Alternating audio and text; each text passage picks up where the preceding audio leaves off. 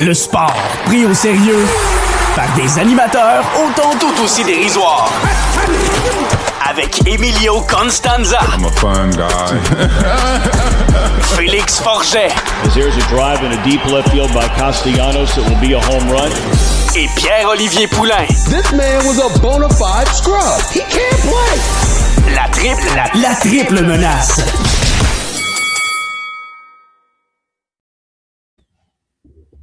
Mesdames et messieurs, comment allez-vous? Bienvenue à la Triple Menace, cette édition du 16 mars 2026.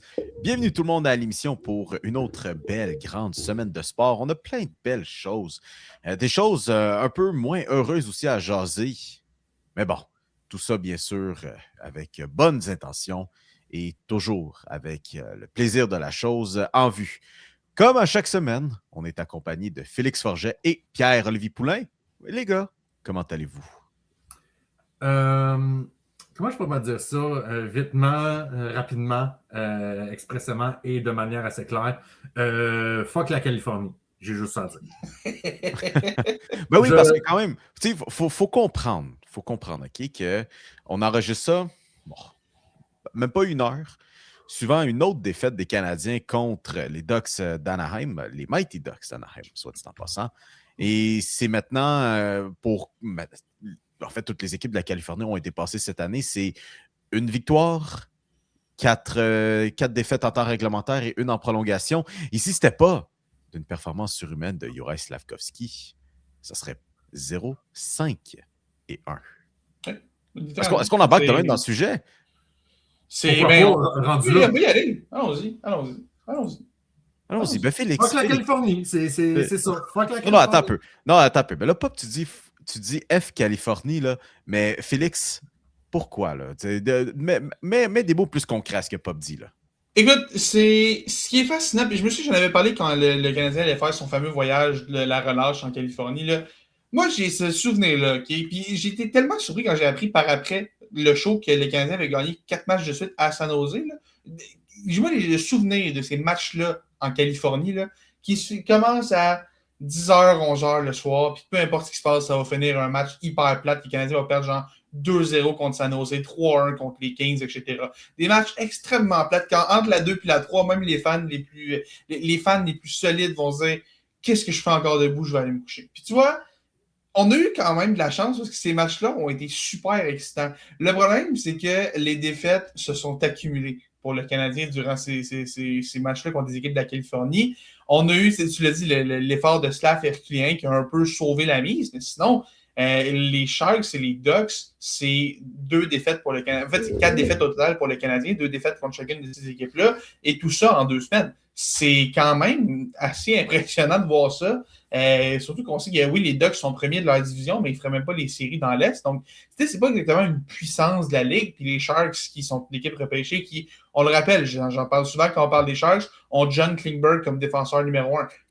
Fait que tu sais, on arrive dans des matchs comme ça où est-ce que le Canadien, puis souvent, c'est des matchs que le Canadien avait sous contrôle et qu'on a complètement échappé. C'est le match contre Anaheim, en particulier celui à Anaheim, qui était particulièrement dans la poche pour le Canadien qui l'a complètement échappé. Hier, celui contre San Jose, c'est peut-être celui qu'on a eu le moins de contrôle, mais bref, c'est des matchs qu'on aurait dû gagner, puis encore et toujours, les équipes de la Californie viennent écœurer le Canadien en volant des points, puis tu sais quoi, je peux comprendre un fan du Canadien qui ce soir va se coucher en se disant « Man, fuck les équipes de la Californie. » Je suis allé là, fuck les équipes de la Californie. Mais là c'est une observation que j'ai faite avec des amis, puis je suis sûr qu'on est un bon grand nombre de gens à l'avoir constaté. Je pense qu'on a entendu Pierrot d'en parler. Mais bon, je ne sais pas si on peut reculer jusqu'au retour de la pause olympique, mais certainement depuis ce voyage en Californie-là, l'unité défensive en arrache un peu. C'est ce que je remarque. Et probablement à la maison aussi, vous avez remarqué la même chose, surtout dans ce match contre les Ducks et aussi de la manière que ça s'est terminé contre les Sharks.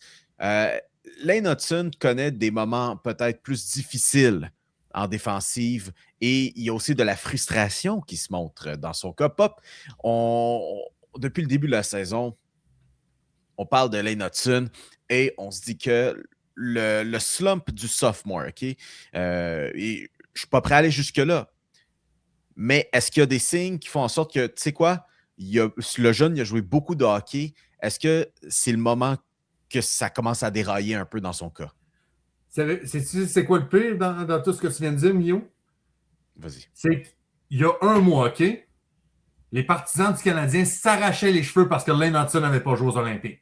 Imagine Lane Hudson avait joué aux Olympiques en plus de jouer autant de hockey de ça. Mais en même temps, on s'éblouit, OK? Là? Mais on va se dire tout de suite, là, les 5 défenseurs, .5, puis le .5 que j'enlève, c'est peut-être Noah Dobson, là. Tout le monde est affreux défensivement. Et c'est ça un peu qui me fait frustrer dans ces 2 matchs contre les équipes de la Californie parce que 3 jours avant, puis même encore moins 2 jours avant, on finit un back-to-back contre possiblement nos 2 plus grands rivaux de la Ligue nationale en faisant un match défensif où on a dû défendre une avance et qu'on a joué un match serré tout le long. Là, tu t'es dit, hey, on n'est pas sorti du bois du côté du Canadien, mais hey, on a peut-être de quoi bâtir pour ce qui s'en vient pour les séries éliminatoires parce que c'est pas juste qu'on perd contre les Sharks et les Ducks, c'est le fait que tout le monde est éparpillé partout sur la patinoire. Tu regardes ça, je suis essoufflé en les regardant jouer, tellement qu'il y a le run and gun intense il y a à peu près une descente à 3 contre 2 à peu près aux 30 secondes. Ça, c'est du côté des 2 équipes. Là, je regarde ça et je suis comme hey, il me semble qu'on avait trouvé de quoi mardi, mercredi là, contre Ottawa et Toronto, puis là, on retombe déjà dans nos vieilles habitudes un peu. C'est parce que, je ne sais pas si vous le savez, mais des games comme contre Ottawa et Toronto, c'est ça qu'il va y avoir en série. C'est pas on va ouvrir le jeu comme un fromage suisse encore plus troué qu'on va gagner des comptes en séries éliminatoires. Comme j'aime bien dire, Pop, le match où finalement les 2 équipes réalisent que, tu sais quoi, c'est l'équipe qui marque le plus de buts qui gagne. Oui, mais malheureusement, c'est pas le même qu'on va gagner. Non, je sais, Pop, mais tu sais, on en a tellement vu des équipes qui pensaient faire du chemin parce qu'ils allaient simplement marquer plus de buts. On a vu que c'est difficile. Et facilement, Félix, dans ce match contre les Ducks, il y a facilement même 2, puis encore une fois, on va parler de l'unité défensive, mais facilement 2 séquences où je regardais la télévision, je me dis, mon Dieu, Mike Matheson, 2 revirements en fin de 3e période où tu t'es dit, bon, le premier, tu sais quoi, ça a été évité, le deuxième, un peu moins, mais ça aurait été désastreux.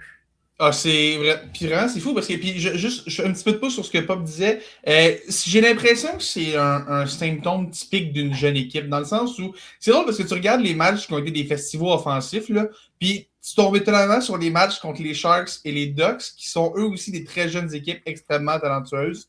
J'ai l'impression qu'il y a le syndrome de la jeune équipe qui est encore en train de dire oh, regarde, on a tellement de talent, on veut être plus talentueux que l'autre équipe, puis on finit par gagner comme ça. Puis je pense qu'il y a un peu de ça aussi. Et c'est pour ça que depuis le début de l'année, c'est facile de dire ah, mon tambour est pas bon, ah, Dobey, je suis suspect. Puis, mais le style de jeu du Canadien fait en sorte que les gardiens sont susceptibles à avoir ces buts-là, à accorder beaucoup de buts. Même Jacob Fowler a été bon aujourd'hui. Quand même accordé 4 buts parce que cette équipe-là ne l'a pas du tout aidé. Mais bref, je reviens à ta question, Mio. La brigade défensive en général, Matheson, évidemment, il y a eu des revirements et tout, mais moi, c'est celui que je trouve, puis je parlais avec Pop pendant le match. Il y a Alexandre Carrier pour qui c'est vraiment difficile, mais moi, celui pour lequel je trouve que c'est le plus difficile en ce moment, c'est Kaden Goulet. Kaden Goulet, depuis qu'il est revenu de blessure, c'est épouvantable de le voir jouer dans sa zone. Tu sais, je comprends qu'il y a les blessures, ça le ralentit, il n'a peut-être pas retrouvé exactement sa shape de match. Puis, tout son début de saison était bizarre. Il a commencé, il a comme arrêté, puis il est supposé revenir, puis il est revenu plus tard. Bref, tout a été un peu bizarre. Il y a eu la pause olympique qui fait en sorte que il a arrêté encore une fois de plus. Exact. Fait que, tu sais, Goulet, on le connaît, c'est un gars qui est capable d'être un solide défenseur top 4, un gars gaucher, puis un solide top 4 gaucher qui peut jouer sur une deuxième paire dans une très bonne équipe.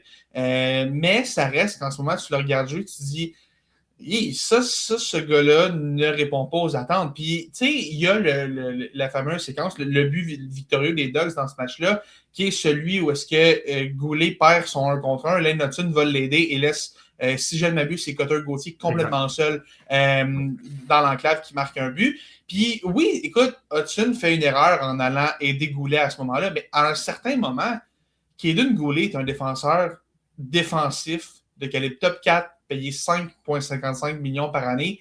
À un certain moment, tu as besoin que ce gars-là fasse un jeu. Et là, en ce moment, à chaque fois que Goulet se retrouve dans une situation d'un contre un, j'ai l'impression qu'il perd 100% du temps. Je me souviens pas d'un contre un que Kaiden Goulet a gagné récemment.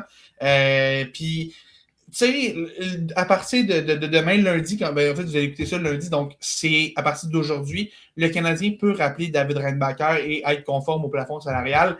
J'ai l'impression qu'on va le faire rapidement. Et là, la question, c'est qui va sortir. Écoute, l'idée de sortir Alexandre Carrier et se défend dans le sens où c'est vrai que c'est pas facile pour lui, mais en même temps, pour une fois que tu pourrais avoir trois droitiers dans ta brigade défensive, garder Carrier en ajoutant Reinbacher et Noah Dobson qui serait l'autre droitier dans ce scénario-là, ce serait aussi intéressant. Puis le choix facile dans ce cas-là, ce serait Jack Struble qui sont en rotation. Il faut juste mettre Reinbacher à la place d'un de ces deux-là, puis personne ne va s'ennuyer du gars qui joue 8 minutes par match. Mais sérieusement, là, je me demande si Kaiden Goulet pourrait pas profiter d'un petit repos. Peut-être un match ou deux, puis on le revoit, disons, samedi prochain, là, parce que c'est mardi, jeudi, samedi, les matchs cette semaine. Peut-être que tu dis, gars, prends 2 matchs de repos, là. Puis, tu sais, on l'a vu cette semaine, il y a des choses qui ont changé à Montréal. Pas que je sais que tu voulais aller là-dessus, je vais te laisser aller là-dessus tantôt, mais j'ai vraiment l'impression que Goulet, si on veut vraiment sortir le gars qui a le plus de misère en ce moment, c'est Kaiden Goulet qu'il faut sortir. Parce que oui, c'est pas facile pour Jacka et Struble non plus, mais sérieusement, je pense qu'un match ou deux de repos à Goulet ne ferait pas de tort. Parce que quand il est revenu de blessure aussi, il ne faut pas oublier, là, ce gars-là sautait des matchs parce qu'il n'était pas à 100% encore. Puis je me demande si en ce moment, on l'a juste comme un peu trop surmené, puis il ne s'est plus trop donné de la tête, qu'il n'y a pas le rythme pour suivre la cadence extrêmement rapide du Canadien. Je pense qu'en ce moment, tout ça est un problème pour Kaiden Goulet. La solution facile est Alexandre Carrier, c'est pas pour rien. Félix, c'est pas pour rien. Il y a une raison pourquoi Alexandre Carrier, ça représente le choix facile. C'est pas juste qu'il joue sa troisième paire. C'est parce qu'Alexandre Carrier est complètement hot muscle à chaque fois qu'il touche la patinoire. Ça n'a aucun sens. Tu sais, tu peux me dire la même affaire. Goulet aussi. Goulet aussi. Ouais, mais Alexandre, tu sais, moi, Kaiden Goulet, je le vois. La raison pourquoi c'est pas un défenseur top 2, mais quand même top 4, c'est que ce gars-là, c'est la colle. Tu sais, c'est la colle qui fait en sorte que tout a l'air un peu cohérent une fois de temps en temps sur la glace un peu. C'est un peu la même raison pourquoi je ne voulais pas inclure Kaiden Goulet dans les rumeurs d'échange, que ce soit avec des gars comme Robert Thomas ou même Matthew Knies ou whatever. Là, ce genre de, j'y crois. Je ne sais pas d'où c'est que ça sort, cette rumeur-là. Je ne sais pas qui croit à cette rumeur-là, mais vous êtes dans le champ si vous pensez que ça existe pour vrai. Kaiden Goulet, c'est la gueule. Alexandre Carrier, on l'a vu, là. Juste les 2 matchs contre la Californie, même le match contre Ottawa, là, on l'a vu encore se place dans des cibles où il est facilement frappable le long de la patinoire. Ça fait en sorte que des séquences longues en défensive se poursuivent. S'il y a une raison facile d'identifier Carrier à sortir, il y a une raison. Mais puis je reviens, l'autre question qu'il faut que tu te poses par rapport à Carrier, puis Goulet ou Jack Struble, peu importe, là, est-ce que tu veux vraiment sortir Carrier quand en ce moment tu vois que c'est épouvantable pour Hudson à droite? Si tu as la possibilité de ramener Lane Hudson à gauche, puis on l'a vu plus tôt cette saison à quel point Hudson à gauche, mon Dieu que ça lui fait du bien. Tu le vois qu'en ce moment, il est frustré puisqu'on ne l'a jamais vu à Montréal. Là, il est vraiment. À chaque match, il est en train de sacrer après quelqu'un, ce que j'ai jamais vu Lane Hudson faire depuis le début de sa carrière avant cette semaine. Là. Je me demande si. Tu sais, tasser Goulet ou Jack Struble, peu importe, là, tu tasses un gaucher pour rentrer Reinbacher, j'ai l'impression que ça pourrait aider encore plus, surtout Hudson. Puis je pense que la chose que tu peux te permettre, c'est qu'Hudson l'échappe complètement. Tu peux pas, parce que si Hudson l'échappe, t'es dans le trou. On a eu droit à des bons moments quand même de Lane Hudson et Noah Dobson sur la même paire défensive, mais j'ai encore la misère à croire. C'est pas nous autres qui sont payés, les gars, pour prendre ces décisions-là, encore moins que de mettre Lane Hudson à droite sur une paire défensive. Mais bon, on va prolonger cette discussion sur les Canadiens juste une petite seconde supplémentaire. Mais pour ce faire, il faut entendre la musique. Pop, joue-nous dans la musique. Merci, Pop, à la régie. C'est le thème du Perron d'église parce que oui, à chaque semaine, on vous invite sur les réseaux sociaux à venir discuter un petit peu avec nous avec une question qu'on a. Ben, il fait le tour un peu là, de nos plateformes sur les réseaux sociaux, justement pour avoir accès à toutes ces petites questions. Là, ça passe notamment par Facebook, Instagram, surtout avec le groupe Facebook des superfans de Tigers et Guangdong. Cette semaine, la question qu'on avait pour vous, croyez-vous réellement aux chances de Jacob Fowler en séries éliminatoires? On parle que la défensive, c'est brouillon de ces temps-ci, mais s'il y en a bien une place de ces brouillons depuis le début de la saison, c'est devant le filet où on a littéralement une chaise musicale. Mais on a quand même des réponses qu'on a à partager avec vous. À commencer par Jasmin Baillargeon sur Instagram qui dit « J'ai confiance dans l'organisation. Si Fowler est la décision, j'y crois. Go, Abs, go. » On est avec toi, Jasmin. Sur Facebook, Lise qui dit très simplement « Yes ». Mais encore sur Facebook, on a Sylvain Saint-Hilaire qui dit ben, « Sait-on jamais? Le Canadien a de belles histoires avec des gardiens arrivés en fin de saison ou pour les séries. » Et ben, pour faire un peu du pouce là-dessus, c'est une histoire mon Dieu, je pense qu'on entend ad nauseam dans le folklore des Canadiens et que ça ressort un peu dans les discussions sur « Ayons confiance » en Jacob Fowler s'il est pour être le gardien de séries éliminatoires. Patrick Roy.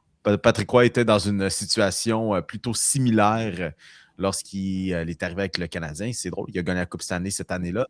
Un peu la même chose aussi avec un certain je pense, Ken Dryden. Ken Dryden, je pense, son nom était. Des situations un peu similaires. Tu sais, l'auteur là, du livre The Game, là, ce gars-là. Là, ouais, ça joue au hockey, ça. L'avocat. Le gars qui écrivait des livres, il joue au hockey. Qu'est-ce que c'est? Exactement. Mais très vite, étendons cette conversation sur la situation de gardien de but. Y croyez-vous, les gars, à Jacob Fowler, si ça devait être le gardien en séries éliminatoires demain matin? Demain matin? Ben, écoute, moi, je pense que jusqu'à preuve du contraire, en ce moment, le net est à Jacob Dabèche. La seule raison pourquoi Jacob Fowler joue en ce moment-là, ça peut changer dans les 10-15 derniers matchs de la saison. La seule situation pourquoi on a rappelé Jacob Fowler une deuxième fois dans la Ligue nationale, c'est pour jouer les 2-en-2. Je sais pas. Ben, c'est ça pareil. C'est 2 matchs depuis son rappel, c'est les deuxièmes matchs de 2-en-2. Je dis pas qu'il va pas avoir de départ d'ici la fin de la saison qui n'est pas des 2-en-2, mais en ce moment, avec les stats, l'échantillon qu'on a, Jacob Dabèche, c'est encore son filet. Mais je prends à concéder qu'il va avoir une bataille très intéressante dans les 15 à 20 derniers matchs de la saison pour savoir si le Canadien se qualifie en série, match numéro 1 à l'étranger, c'est qui t'envoie devant le filet pour ramasser les séries. Moi, tu me demandes de choisir demain matin, puis je pense que c'est Fowler, mon choix. Tu sais, oui, Dabèche a une excellente saison, puis oui, évidemment, ça ferait jaser, mais tu sais, au-delà de cette saison, écoute, selon toi, je te pose la question, là, qui est le gardien d'avenir du Canadien entre Fowler et Dabèche? C'est juste un. Fowler. Voilà. Tu sais, si tu te ramasses dans une situation en série où tu as l'opportunité de donner l'expérience des séries, un peu comme Caulfield et Suzuki l'ont vécu en début de carrière. Tu sais, peut-être que le Canadien va se faire sortir en 4 matchs en première ronde du Fowler et le partant. C'est possible. Mais en même temps, si tu as l'opportunité d'y donner ces 4 matchs-là pour le préparer aux prochaines années, peut-être un pari intéressant à prendre. Puis j'ajouterais aussi, moi, sa fin de match contre Toronto, contre Ottawa, Jacob Fowler, wow. Cette dernière minute-là, ce gars-là a pris sa brigade défensive toute mélangée en avant de lui. Là. Il a fait là, ma gang de tout croche, restez avec moi, je vais vous amener jusqu'au bout. Puis c'est pas qu'ils n'ont pas essayé de l'échapper. Josh Anderson qui a essayé de dégager un vrai 6 fois, il n'a jamais été capable de le faire une seule fois. Là. Mais Fowler a vraiment dit, moi, ce match-là, il n'y a aucune chance que je le perde. Puis après 60 matchs à avoir des gardiens se dire peut-être. Lui a fait non, moi, il n'y a absolument aucune chance que je perde ce match-là. Puis moi, ça m'a donné confiance en le kid. Puis, tu sais, si Fowler est numéro 1, est-ce que les Canadiens vont gagner la Coupe? Probablement pas. Est-ce qu'ils vont passer le premier round? Honnêtement, je n'ai aucune idée. Mais si tu me donnes le choix à qui je veux donner cette expérience-là entre Fowler et Dabèche, pour moi, c'est même pas une question. C'est Jacob Fowler. Et considérons qu'on a encore eu même un gros arrêt en fin de match contre les Ducks et un second aussi à la reprise du jeu. Finalement, la troisième a été la bonne pour les Ducks. Pop, dernier point. anyway, de toute façon, que tu envoies Fowler ou Dobèche, on va perdre en première ronde de toute façon. Fait que, c'est... Quand cette équipe-là joué, tu es en train de me dire que contre Buffalo et contre Tampa, on va devenir tête du jour au lendemain. Malheureusement, ça ne sera pas encore cette année. Il y a encore de l'apprentissage à faire, mais il y a de quoi à faire. Mais s'il y a bien un point qu'on peut officiellement sortir, c'est que Samuel Montembeault s'est terminé à Montréal. Je sais pas. Veux-tu vraiment un tandem de jeunes l'an prochain? L'été va être... vraiment un tandem de jeunes en série? En série, dans la situation actuelle, oui, tu n'as pas le choix, mais le Canadien n'ira pas avec un tandem Fowler-Dobèche l'an prochain. L'été va être tellement intéressant pour finalement régler. Encore une fois, on sortait d'un autre dilemme de gardien de but, de ménage à 3, puis on dit c'est finalement terminé. Puis vous savez quoi? On est déjà de retour dans un tandem, un dilemme de tandem à 3. Écoutez, mesdames et messieurs, avant qu'on passe à autre chose, on publie aussi sur TikTok assez souvent. Puis vous savez quoi? Changez donc le fil d'Italian Brain Rot là, que vous avez sur votre fil TikTok. Allez donc suivre le compte de la Triple Menace sur TikTok. On a toujours du beau contenu à vous proposer. Il n'y a pas juste le hockey des Canadiens qui fait jaser cette semaine, mais un peu partout aux 4 coins du globe se déroule la classique mondiale de baseball qui ressort une trolley. Et je dis bien une trolley d'histoires. Puis je ne sais même pas par où commencer. Je vais pour le vrai... Allons-y avec la qualité du jeu en soi. Après ça, on va y aller dans les histoires croustillantes. Félix Forget, Pierre-Olivier Poulain, sommes-nous en train d'assister au meilleur produit de baseball qu'on puisse du moins avoir vu, nous trois, de notre vivant? Oui. La classique mondiale en général. Pas nécessairement cette année, parce que 2023, la finale Ohtani contre Trout, moi, c'est encore le moment de baseball le plus cool que j'ai vu de toute ma vie. Okay? Mais la classique mondiale, de manière générale, cette année, moi, je pense que c'est le meilleur baseball que j'ai vu depuis longtemps. Surtout les rondes éliminatoires, évidemment, là, les rossés de phase de poule, pas nécessairement, là, mais on a de la grosse balle qui joue. Là. Puis moi, ce que j'aime le plus de ce tournoi-là, là, c'est l'intensité des joueurs. Tu regardes là, les équipes, hier, c'était le Venezuela. Okay, là? Le Venezuela, quand Wilyer Abreu a tapé son circuit, là, ce qui est arrivé, l'ensemble de l'équipe est sorti, le party était pogné, puis t'as l'impression que les gars, clairement, là je donne le Venezuela, mais c'est le cas pour à peu près toutes les équipes, là, il y a une intensité, puis quelque chose d'intense qu'on voit, là, puis la classique mondiale pendant de longues années a été un peu plus snobée, puis de voir, je pense, 2023 a été ce qui a donné un peu de boost à l'événement. Puis cette année, les gars se sont présentés pour pas mal tous les pays. On a eu des situations problématiques avec les cas d'assurance puis les gars qui ont lancé très, très peu, comme Tariq Skubal, par exemple. Mais de manière générale, il y a une intensité dans ce tournoi-là, que même dans les dernières séries, je ne me souviens pas d'avoir vu, puis c'est pas que la dernière série mondiale n'a pas été intense. Ça a été du cinéma pas mal, là, mais cette classique mondiale-là nous donne de la très, très, très grosse balle. Moi, j'adore ça, voir ça. Et ce que ça me démontre, puis je pense que c'est depuis 1 ou 2 ans, on le voit vraiment bien, là, le sport international est en forme comme il ne l'a jamais été. Je ne sais pas si c'est parce qu'on a eu des longues années, des années 2010, où ça a été un peu snobé ou impossible pour les joueurs d'y aller. Je pense aux Jeux olympiques avec la LNH, évidemment. Mais il y a un buzz de sport international en ce moment qui est incroyable. Puis toutes ces compétitions-là, tu as l'impression que vraiment les gars prennent ça à cœur. Et j'ajouterais aussi, ça finit par se mélanger entre eux. Le match Canada-États-Unis, qui était un match éliminatoire dans ce tournoi-là, on a entendu parler pendant les 2-3 jours avant de la finale de hockey, les finales de hockey aux Jeux olympiques Canada-États-Unis. Et d'ailleurs, Félix. Qui sont déjà là, les rivalités, évidemment, là, mais les rivalités sportives de ces pays-là se transposent de sport en sport. Clairement, le sport international est vraiment en pleine explosion et j'adore ça. Connaissent tellement une belle effervescence, puis en fait, même, j'ai besoin de faire un pouce là-dessus parce que là, on est aussi à la fin des Jeux paralympiques et les États-Unis qui l'ont encore remporté au hockey, là, c'était le hockey en luge, là, le para-hockey contre le Canada. Mais il y a tellement une belle effervescence, puis même, tu sais que quand tu as réussi à convaincre les États-Unis au basket que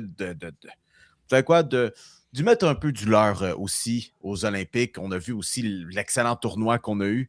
Pop, tout ça donne effectivement à un excellent format là, qu'on voit avec le baseball. Mais là, le truc qui m'a fait le plus... Je peux-tu juste ajouter quelque chose sur la classique mondiale de baseball? Ben, on parle de ça, là. Ouais. Mais Félix, tu parlais de format et tout ça, là. OK. Je suis Rob Manfred pour 24 heures, j'ai une chose à faire, OK? Les années où il n'y a pas de World Baseball Classic, là, le match des étoiles, là, on fait un petit tournoi à la ronde, les Occidentaux contre les Japonais contre les Latinos. Écoute, j'ai pas l'idée, mais ce que je me demande, c'est Tu regroupes le Japon, la Corée ensemble, le Venezuela, Cuba, la République dominicaine, Canada, États-Unis, l'Italie, là. Petit tournoi à la ronde, là, une journée, là, merci, bonsoir. Mais moi, je pense qu'il y a une affaire de ces tournois-là aussi qui rend ça aussi spécial, c'est le fait que ce soit pas aussi...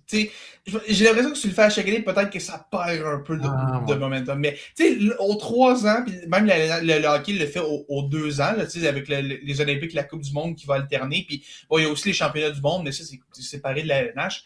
Ce hockey international-là, puis même il faut pas que tu le fasses. J'ai l'impression qu'à toutes les années, ça va perdre un peu de sa magie, un peu comme le match des étoiles qui...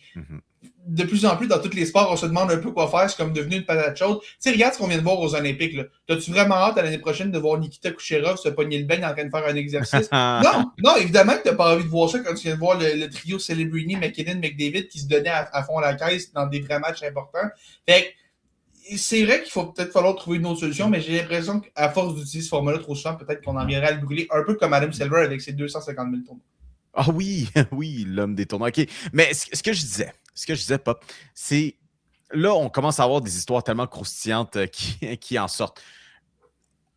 Bon, il y en a qu'on garde peut-être plus pour tantôt, mais on a failli donner notre prix du raisin de la semaine à Mark DeRosa. N'est-ce pas, les potes? Mark DeRosa, qui est le gérant pour l'équipe américaine. Et bon, pour ceux qui sont peut-être pas trop familiers avec le format de ce tournoi-là, c'est qu'on compte quand même le nombre de points qui sont marqués. C'est pas une victoire ou une défaite, ça termine là. Il y a un nombre de points marqués. Et bon, les États-Unis ont quand même eu droit à une petite surprise quand même contre l'équipe italienne. Même à un certain point, ils perdaient 8-0. Félix, Pop, on ira dans les détails dans les détails logistiques de l'alignement. Mais tout ça pour dire que Mark DeRosa a fait une sortie médiatique pour dire comme quoi il pensait à 100 000 % que les États-Unis étaient déjà qualifiés pour, c'était les quarts de finale et ont fait jouer justement d'autres joueurs de plus de fond d'alignement au lieu d'envoyer ses meilleurs éléments pour s'assurer d'une place. Et puis, pensait à pas grand-chose. Encore une fois, ça prenait un scénario quand même assez spécifique que l'Italie ou que le Mexique gagne par un certain nombre de points. Mais dans tous les cas, Mark DeRosa a failli être le raisin de la semaine. Non, il l'a été. Sérieusement, il l'a été. C'est pas parce qu'il s'en est sorti au final qu'il n'a pas été le raisin de la semaine. Publiquement. Le gars, puis écoute, à la limite qu'il se soit trompé une fois, c'est épouvantable, mais ça se défend. OK? Mettons qu'il n'a pas tout à fait compris les règles. Des fois, c'est un petit peu compliqué. Quand même, c'est supposé le savoir. Il y a un chiffre ou deux ici et là, tu sais. Exact. Mettons, je me force, il s'est mélangé entre deux prix d'égalité. Puis, mettons, je me force, OK? Mais qu'après ça, après le match en question, là, il aille devant les médias, puis qu'il essaie de me prendre pour une valise en disant qu'il a pas dit la bonne chose et qu'il a fait une erreur de calcul. Là, Marc, fais juste porter tes culottes, me dire « Hey gars, c'est beau, j'ai fait un gros fuck-up, mais là j'ai compris, je vais m'assurer que ça ne se reproduise plus. On va tout rire de toi 1 ou 2 journées, puis ça va être réglé. » Là, en ce moment, là, depuis le début des matchs éliminatoires, à chaque match que je vois, là, Mark DeRosa fait encore rire de lui, du genre « Ouais, mais est-ce que quelqu'un dit à Mark DeRosa que ça c'est un match éliminatoire pour vrai, puis qu'il n'est pas automatiquement qualifié pour la prochaine ronde? » Là, le Mark, à un moment donné, là, fait pas juste dire « Ah, j'ai pas dit exactement ce que je voulais dire, je me suis trompé dans 1 ou 2 mots. » Puis non, tu t'es trompé parce que tu pensais que tu avais compris, parce que tu jasais avec tes chums de MLB Network. Tu t'es complètement trompé parce que tu pas du tout ta place assurée. Puis surtout parce que si tu avais réalisé ça, tu n'aurais pas fait jouer Paul Goldschmidt. Je l'aime, Paul Goldschmidt. Je l'aime vraiment, vraiment beaucoup. Là. Mais Paul Goldschmidt est un gars de banc dans un tournoi comme ça. Et s'il est partant, c'est parce que tu t'es complètement trompé dans les règles. Il n'y a aucun autre facteur qui explique ça. Puis ça a fait en sorte que le dernier jour du tournoi, tu t'es ramassé à espérer un match à bas pointage entre le Mexique et l'Italie. C'est aussi simple que ça. Là. Si tu avais juste géré tes affaires comme il faut, tu ne serais peut-être pas fait surprendre par les Italiens. Tu aurais pu apprécier le match le lendemain. Puis, tu sais, c'est plate, Goldschmidt n'aurait pas joué, mais on s'en sait que ton objectif, c'est de gagner le tournoi. Tu as été chanceux, mais c'est pas nécessairement parce que tu as bien géré. Tu as été chanceux. Aïe. Mais c'est quoi? C'est la beauté du sport. Et c'est ce qui fait un peu de ça. Puis Pop, ça mène même jusqu'à des histoires. On parle des Italiens. Comment ça se donne qu'on est en train de parler d'une machine à espresso? Les boys, souvenez-vous d'il y a un petit peu moins d'un an, mettons 50 semaines. Là. Tu sais, quand le monde du baseball s'arrachait les cheveux parce que les Yankees avaient un torpedo bat par la première semaine de la saison, Félix Schultz s'en souvient très bien. Ben oui, ça compte son équipe quand même. Hein? Oh oui! Écoute, hey, puis c'est drôle, je me suis souvenu de ça, puis on dirait que ça fait genre 5 ans de ça, mais ça fait même pas un an, tu sais, à quel point que ça a été complètement oubliable un peu. Je dis pas qu'on va avoir une même controverse, ça n'aura pas le même élément controversé, mais venez pas me dire que la machine à espresso dans le bain italien en célébration, c'est pas la nouvelle gimmick du baseball 2026, là. Oh, c'est bon. C'est drôle parce que j'avoue que, bon, oui, j'ai vu ça, puis j'ai ri, tout ça, bon, parfait. On passe à la prochaine histoire de cette classique mondiale-là, puis je vois le document, Pop, tu partages tes histoires, puis tu parles, bon, la machine à espresso. Pour de vrai, j'étais tellement confus. Bon, qu'est-ce qui se passe? Est-ce qu'on est en train de chialer sur la machine à espresso? Est-ce que la machine à espresso va tellement à l'encontre des règles traditionnelles non écrites du baseball que c'est perçu comme étant un produit qui augmente les performances? Mais de ce que je comprends, non, c'est juste un meme. C'est juste un meme. Puis écoute, j'ai vu des edits cette semaine de l'Italie qui célèbre dans le dugout après un circuit de Vinny Pasquantino, puis t'avais Espresso de Sabrina Carpenter qui jouait en arrière. J'étais comme, man, c'est ça, c'est l'histoire la plus absurde de la classique mondiale de baseball. Ramenez-moi ça à toutes les années. Rendu là, mais pour vrai, puis ça fait juste rajouter au fait que l'Italie, pour moi, l'Italie, c'est un peu comme la surprise du tournoi. J'ai pas envie de dire que c'est une surprise parce que les vrais connaisseurs de balles regardent cet alignement-là, puis cet alignement-là est legit. Je dis pas que c'est les Américains, je dis pas que c'est la République dominicaine, je dis pas que c'est le Japon, mais c'est des joueurs legit. Et là, on s'enligne vers une finale États-Unis-Italie parce que c'est ça. Ben, le Venezuela pourrait gagner demain, mais oui, effectivement. Oui, c'est ça. On pourrait s'aligner vers une finale rematch entre l'Italie et les États-Unis. Les États-Unis qui sont en avant 2-1. On s'en va en fin de 9e manche. La République dominicaine a une dernière chance pour se rendre en finale. J'imagine juste le rematch et de tout ce que l'Internet aura à offrir. S'il fallait que l'Italie gagne. Ah, man. Ah, ce serait cool. Puis, écoute, tu parlais de Pasquantino, pour ceux qui le connaissent moins, c'est lui qui a parti toute cette histoire-là. C'est un joueur de prévu pour les Royals, qui est un gars assez actif sur les réseaux sociaux, puis qui est un gars vraiment, vraiment drôle avec une personnalité. Un mort follow sur Twitter, soit ça. Ouais, il y a un gars extrêmement charismatique, qui des fois fait souvent des jokes, mais des fois donne des informations intéressantes, qui donne un peu sa perspective. Mais bref, puis c'est ça qui est drôle, parce que cette équipe-là, tu sais, oui, c'est une équipe italienne. Il n'y a presque pas de gars qui sont nés en Italie, mais ça reste que si tu connais une bonne recette de sauce à spag, tu peux rentrer sur l'équipe. Là. Fait que, bref, c'est un peu comme ça que tu rentres dans l'équipe italienne. Mais surtout, t'imagines-tu une finale Italie-États-Unis, comment ça se passerait dans le coin de New York, là? Où il y a ça sera le New Jersey va brûler. Ouais. New York, New Jersey, tout ce coin-là, là, ça va être le chaos, man. J'adore ça. Puis, bref, l'équipe italienne, effectivement, je pense que c'est aussi pour ça que l'histoire de la machine à espresso faut autant jaser. C'est que l'équipe italienne, oui, c'est une bonne équipe, mais de les voir en demi-finale et possiblement en finale, ce serait quand même extrêmement impressionnant de leur part. C'est une bonne équipe qui a quand même dépassé les attentes de bien des gens. Puis, tu sais, ça démontre que ces tournois-là, c'est toujours imprévisible. Tu sais. Oui, tu as la phase de poule, mais après ça, c'est un match éliminatoire, puis ça peut aller vite. Fait que, tu sais, c'est toujours le fun de voir des belles histoires comme ça, puis j'ai hâte de voir les... Tu sais, c'est qui est le fun de ce tournoi-là. T'as tout le temps un pays qui sort un peu de nulle part, qui fait un bout de chemin, puis c'est comme la Slovaquie aux Jeux Olympiques au hockey, c'est le même. Puis, et nonobstant quand même là, de ce qui va se passer ce soir, mais de ces équipes-là, ça fait toujours des belles histoires aussi. Man, la République dominicaine, c'est fou comment le baseball serait plate sans la République dominicaine. Puis, oui, autant de ce qu'on voit sur le terrain, ce sont des joueurs explosifs, ce sont des joueurs talentueux de baseball, mais honnêtement, combien de pays célèbrent des victoires comme le font les Dominicains? Quand tu gagnes un petit match préliminaire, ça célèbre dans le vestiaire. Tu as David Ortiz qui joue plus, ça fait 10 ans de ça, mais qui s'en vient célébrer avec la gang. Ça fait le party, ça met juste un petit peu de pep. J'ai mentionné les fameuses règles non écrites de l'histoire du baseball et de ses traditions. Tout ça, là, cette liste non officielle, dominicain, sans dire que ça, on s'en balance. De célébrer des coups de circuit, encore comme on l'a vu cette semaine aussi, on a eu droit à un autre bat flip.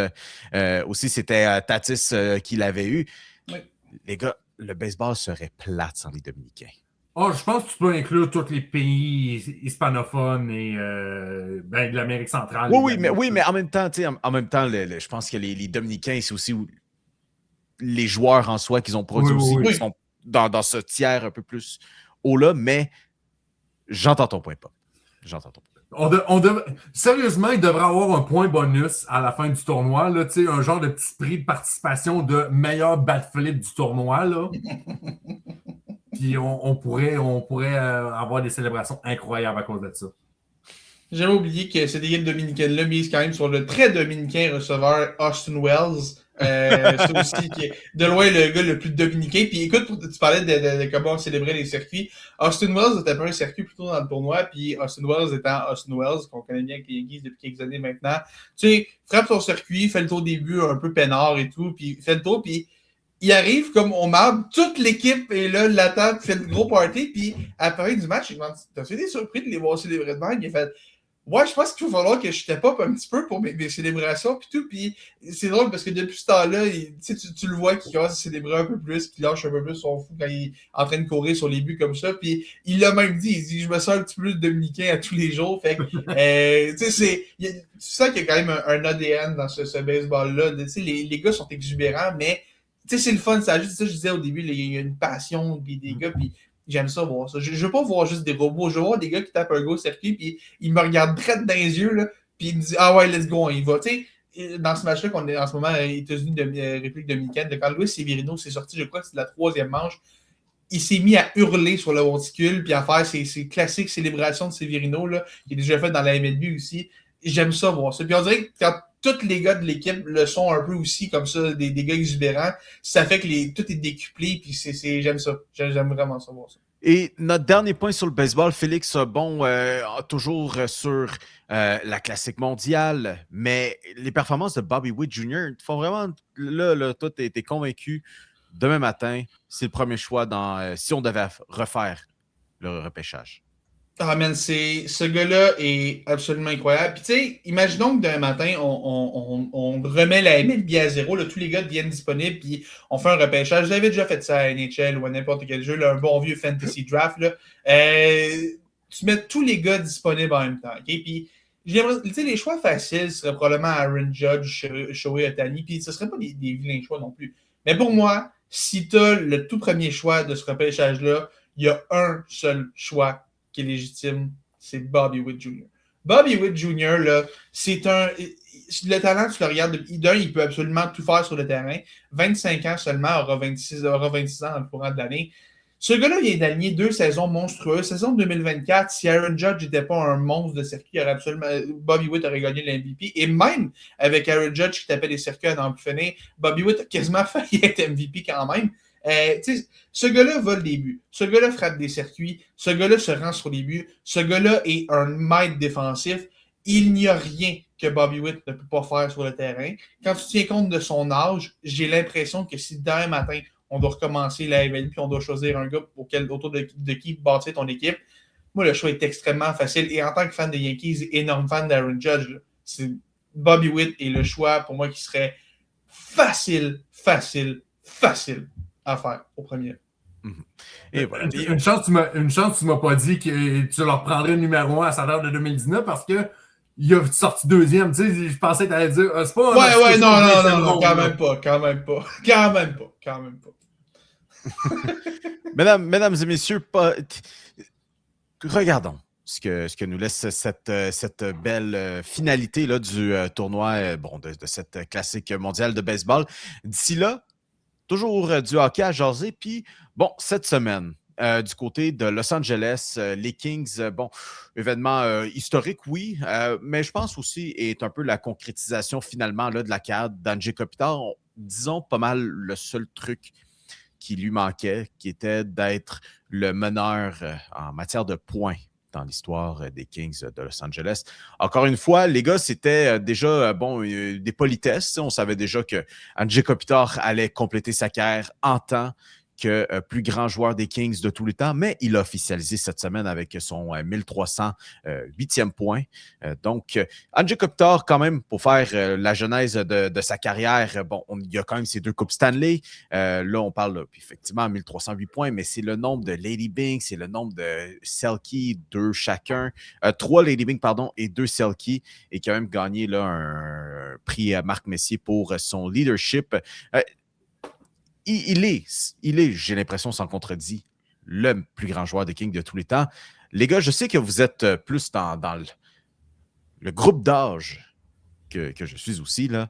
Comme ça, même pas toi, ne peux pas venir me dire que Luc Robitaille ou Marcel Dionne sont encore dans la conversation. Tasser Marcel Dionne, c'est encore difficile. C'est encore difficile, mais c'est pas Marcel Dionne qui a amené 2 coupes à LA. Même Marcel Dionne a amené des yeux à Los Angeles. Absolument. Autant que Wayne Gretzky est arrivé un petit peu plus tard, mais c'est fou pareil que ce gars-là, tu vas parler d'un gars qui va être très probablement le meilleur joueur de l'histoire de la franchise, et ce gars-là n'aura fait que 2 saisons de 80 points et plus. Moi, c'est ça qui m'étonne et que je remarque du côté d'Andrei Kopitar, malgré le fait qu'il soit rendu à 38 ans. Ce gars-là a été une constance ahurissante pour cette franchise-là. Ça a été un rock. Tu sais, c'est pas... Quand dans les débats de meilleur joueur de l'histoire de l'humanité, tu sais, c'est pas tout le temps celui que... Tu sais, oui, il y a une saison de, je sais pas, 120, 130 points, mais il a fait 3 saisons. Mais la longévité et la constance, ça vaut quelque chose encore dans la LNH aujourd'hui. Dans le sport en général aussi, Andrei Kopitar répond absolument à tout ça. Par contre, je vais te dire encore une fois, Mio, là, tasser Marcel Dionne pour le meilleur joueur de l'histoire des Kings, c'est difficile. Mais il y a aussi l'argument que Andrei Kopitar a joué toute sa carrière. Je concède que c'est jamais facile de tasser les grands et ceux qui ont pavé le chemin. Moi, tu vois, la nuance que je vais amener, oui, c'est le plus grand, je suis d'accord avec toi, ce n'est pas le plus talentueux.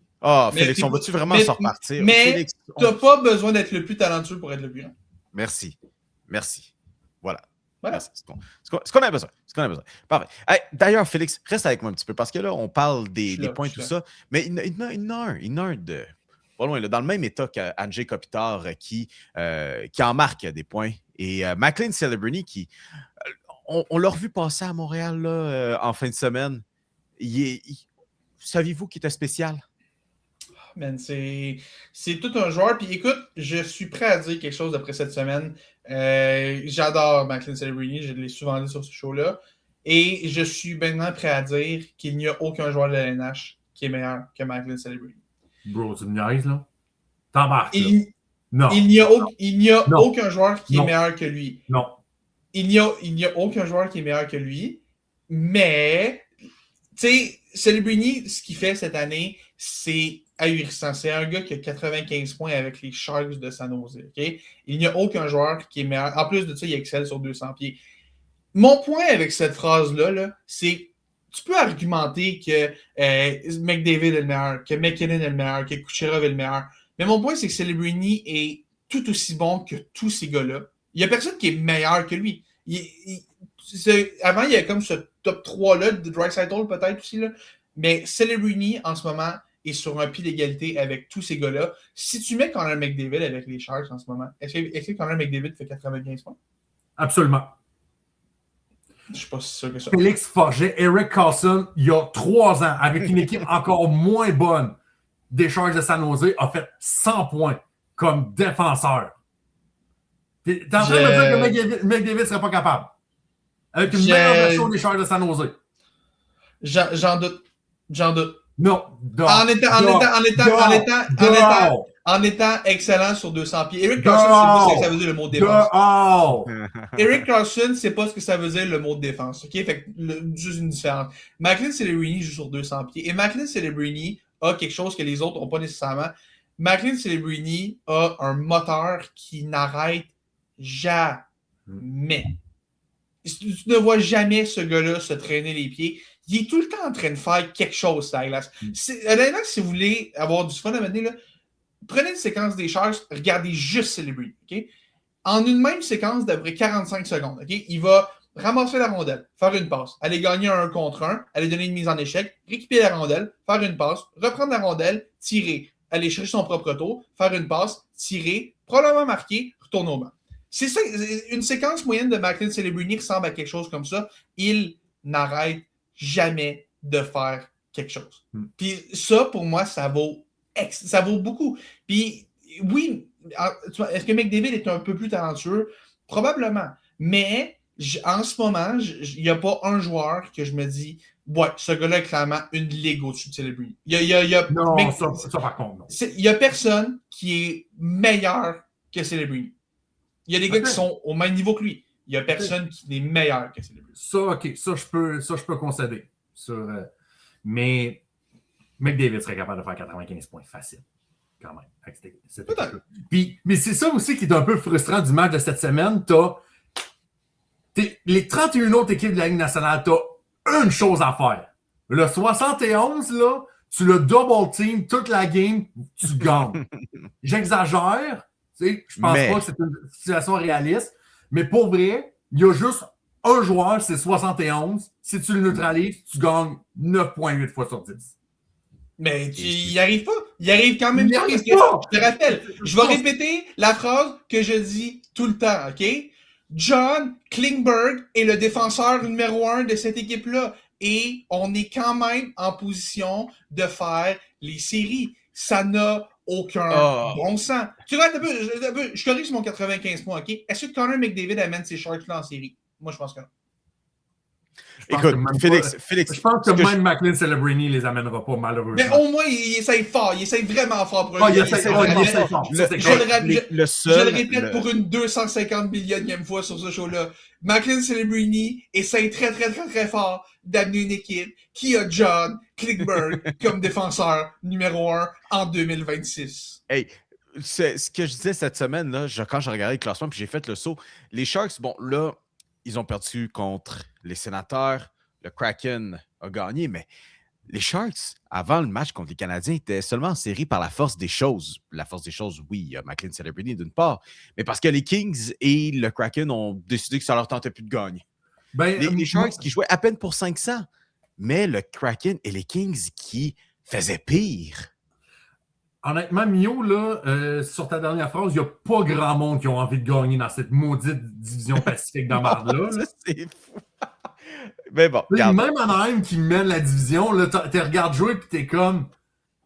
Hein? Ah, comme on a dit en début de show, c'était un match qui était prenable et comme on l'a vu. All right, passons à autre chose. Pop, veux-tu donc parler d'équipes qui déçoivent à l'approche des séries éliminatoires?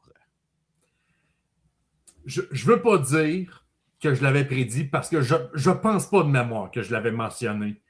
Mais dans ta tête. En tout cas, on record dans ce podcast-là. Peut-être que je l'avais dit à quelqu'un, en message texte ou whatever, puis je regardais Red Wings de Détroit jouer là, durant le début de l'hiver, puis je me suis dit, man, un jour, ils vont casser. Je peux pas croire qu'ils vont continuer à être dans cette course-là. Ils vont manquer de ça.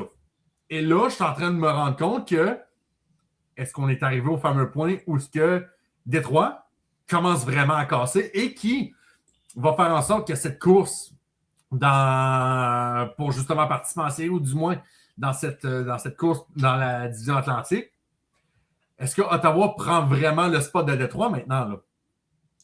Écoute, Détroit, je vais quand même leur donner le bénéfice du doute parce que quand tu perds tes 2 premiers centres, ouais, il y a des bonnes chances. Non, mais of course, mais c'était un peu ça mon point un peu aussi, c'est cette blessure de Dylan Larkin est épouvantable pour cette équipe-là. Pour vrai, c'est dur à voir jouer parce que Détroit a le mérite de faire les séries. Tu sais, il présentait des signes un peu que j'étais comme un peu suspicieux, mais dans l'ensemble, cette équipe-là est la meilleure édition depuis le fameux ISA Plan, là, depuis que Steve Yzerman est là.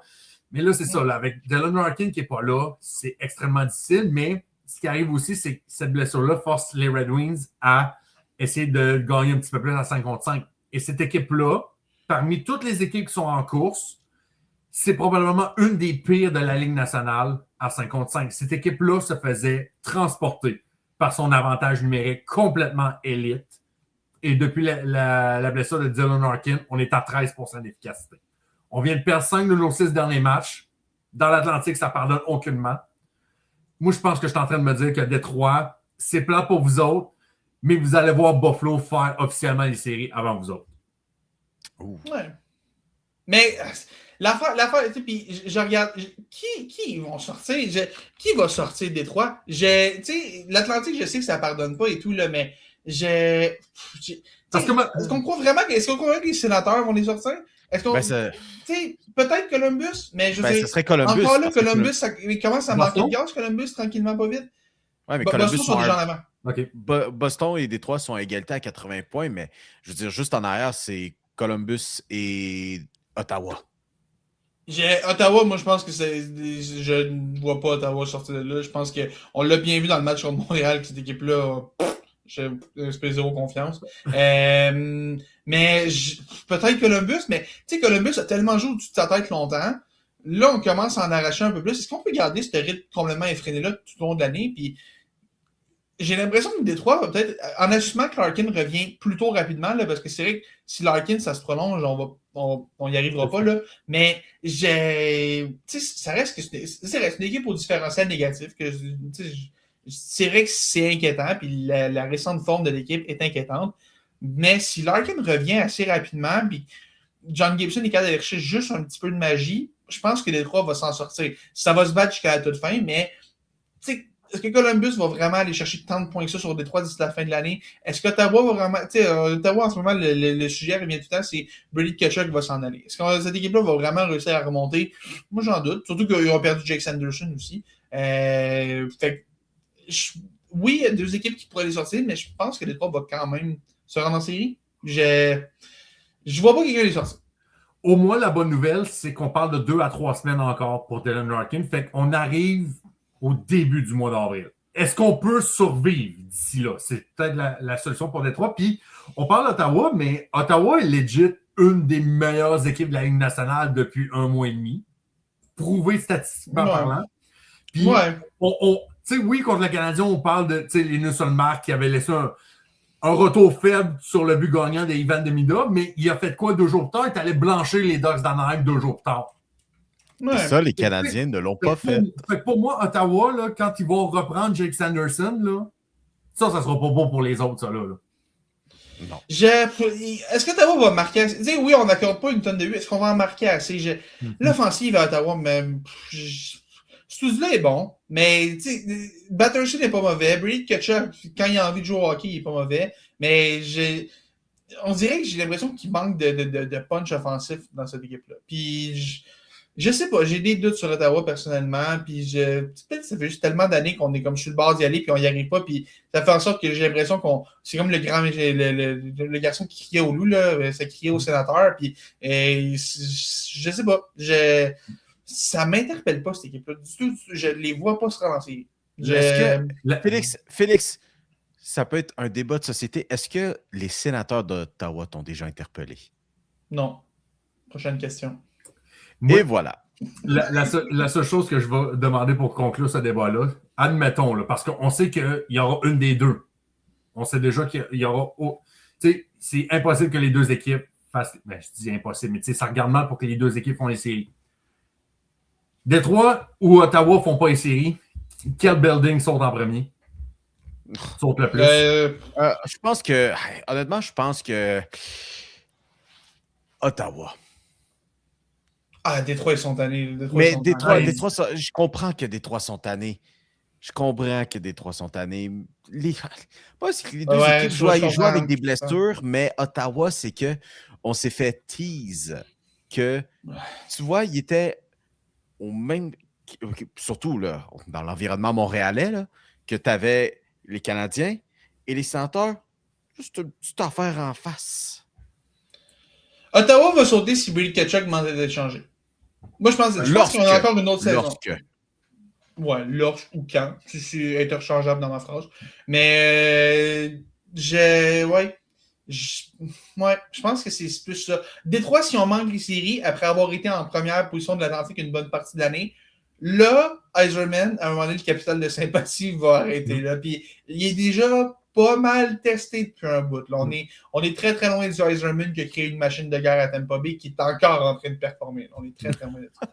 Puis, je suis en train de me dire ça aussi dans les deux cas. Puis, il y avait quelqu'un qui m'est arrivé avec un hot take cette semaine. Là. Les deux équipes de l'Ontario vont échanger leur capitaine cet été.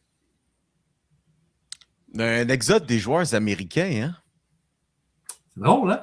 Avec trois capitaines américains d'équipes canadiennes qui s'apprêtent à changer d'adresse. C'est pas rien quand même, là. Ouais, c'est quand même pas rien. Puis même Quinn Hughes qui est parti. Oui, c'est vrai. Mais, puis, tu sais, il est pas américain, mais quand même, je pense qu'on peut quasiment commencer à se demander si Connor McDavid va rester à Edmonton aussi. Là, en ce moment, là, tu regardes les capitaines des équipes canadiennes, là, le gars qui a le plus de chances de rester à long terme, c'est Nick Suzuki, et ce n'est même pas particulièrement proche. On voit aussi qu'est-ce qui se passe aussi du côté de Winnipeg, à quel point c'est horrible cette année aussi. Écoute, ça va être un bel été. C'est tout ce que j'ai à dire, c'est qu'on va avoir du fun cet été.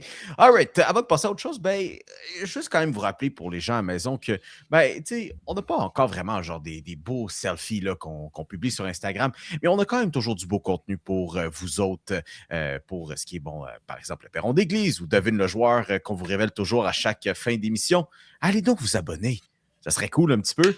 Alors, poursuivons avec ce qu'on a sur le planning avec... le basketball, OK? Mio, vas-y, là, je veux t'entendre, là. OK. Puis tu sais quoi, Pop? Je sais que toi, t'en as un autre aussi qui va dans un autre sens. Puis Félix, il y a une petite affirmation qui est... Tu sais, c'est comme... Pop, toi et moi, on est comme un peu dans la même sphère. Puis après ça, t'as comme Félix qui décide de parler d'autre chose. Tu sais? Mais bref. Vous avez sûrement vu ça à la maison. Que quelqu'un a marqué 83 points dans un match cette semaine du nom de Bam Adebayo. Les fins connaisseurs de basket, vous connaissez vraisemblablement. Suivez un petit peu, vous avez très sûrement déjà entendu le nom. Sinon, si vous connaissez LeBron James, Luka Doncic et DeMar DeRozan dans le temps que vous regardiez les Raptors, peut-être que vous ne connaissez pas Bam Adebayo. Bref, Bam Adebayo qui va quand même terminer sa carrière en tant que l'un des plus grands joueurs de l'histoire du Heat de Miami. Un petit match contre les Wizards de Washington et a marqué 83 points. OK? 83 points, c'est bon pour le deuxième plus grand nombre de points marqués dans un match dans l'histoire de la NBA et le plus grand nombre de points dans un match qu'on a vu de nos yeux, qu'on peut voir de nos yeux et dont il y a des preuves visuelles. Bref, ceci n'est pas le débat, mais Bam qui a eu 83 points et les gens après ça, beaucoup de gens, on peut comprendre que c'est le 83 points le moins éthique qu'on a vu dans l'histoire de la NBA. Parce que, autant que M. Bam Adebayo avait 31 points après un quart. C'était, je pense, c'est même le deuxième plus haut total ou le troisième plus haut total dans l'histoire de la Ligue. Mais à partir du quatrième quart, c'est là que les roues ont complètement se sont défaites ou n'importe quel jeu, si on peut appeler ça des jeux, était fait pour lui passer le ballon. Mais vous savez quoi? Je suis tellement on board avec ça parce que vous savez quoi? C'était aux Wizards de Washington de ne pas se mettre dans une situation de même. OK? Moi, c'est là que je vais là. Et les gars, on est tellement passé tellement de fois dans les années passées où on voit un joueur en feu. 50 points, 60 points, 70 points après 3/4. Et parce que c'est un massacre, coach dit, bon, ben, merci pour ta soirée de travail. Le banc, là, il est drette là, avec une place réchauffée pour toi. Vas-y, merci beaucoup. À la prochaine.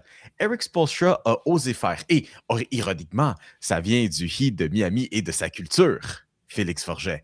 Mais on a laissé Bam jouer et avoir ses points et aller chercher le 83 parce qu'on a été volé d'un potentiel 81 points, de quelque chose qui allait battre le 81 points de Kobe Bryant. On a tellement été volé de nombreuses fois que de l'avoir. C'est quoi? Je suis tellement content.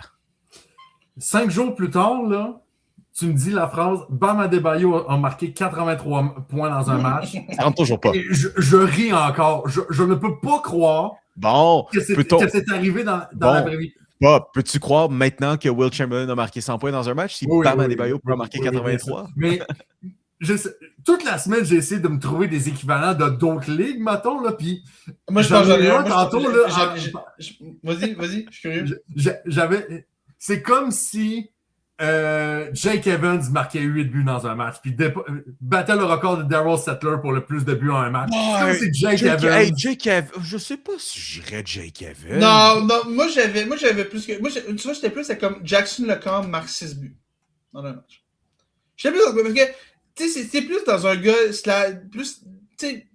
plus sa vocation défensive qu'offensive, mais, tu sais, ça sort de fucking nulle part, là. Puis, tu sais, Jackson Lecombe, je trouve ça sort de fucking nulle part quand il y a un gros match. Puis, tu sais, c'est pas un gars qui marque une tonne de buts. Il est capable, mais, tu sais, Bam est plus un gars à vocation défensive. Puis, je sais pas, man, c'est vrai que c'est tough. L'autre que j'ai vu passer beaucoup, c'est le match de 8 points de Sam Gagné. Puis, c'est pas que je l'ai pas complètement, même si Bam Adebayo est quand même un meilleur joueur que Sam Gagné l'était à ce moment-là.